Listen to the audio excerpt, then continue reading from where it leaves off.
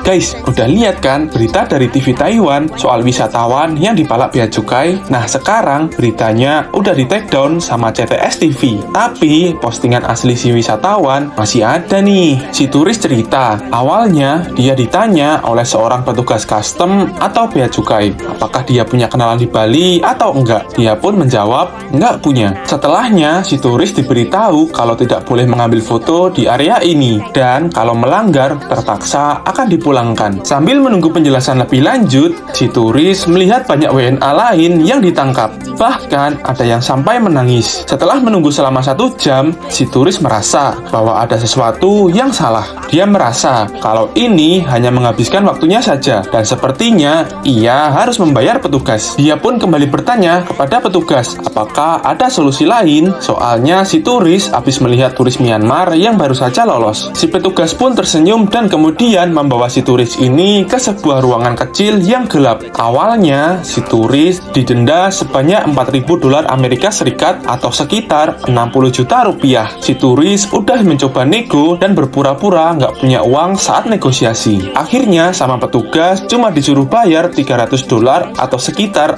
4,5 juta rupiah. Karena ini pelanggaran pertamanya. Si turis juga sempat nego untuk memulangkannya saja atau pakai solusi yang lain. Habis itu, petugas sempat keluar ruangan dan kembali setelah 5 menit dan mengatakan bahwa keputusannya udah nggak bisa dinego. Si turis sempat menanyakan apakah bisa membayar pakai kartu kredit. Petugas menjawab tentu tidak bisa. Akhirnya si turis pun disuruh ke ATM buat ambil uang. Setelahnya, sang petugas memberikan pesan kepada si turis untuk jangan menceritakan kejadian ini kepada warga lokal Bali. Demi mendapatkan paspornya kembali, si turis pun terpaksa berkata iya dan dia disuruh kembali ke ruangan kecil yang gelap itu untuk melakukan fingerprint. Menanggapi keramaian tersebut, Bea Cukai yakin kalau itu terjadi bukan di areanya. Soalnya, Bea Cukai tidak punya kewenangan untuk melakukan perekaman sidik jari dan cap stempel pada paspor. Meski begitu, pihak Bea Cukai akan berkoordinasi dengan pihak-pihak lain untuk menyelesaikan permasalahan ini. Nah, jadi gitu ya guys ceritanya. Semoga terungkap nih oknum yang dimaksud supaya hal kayak gini nggak kejadian lagi.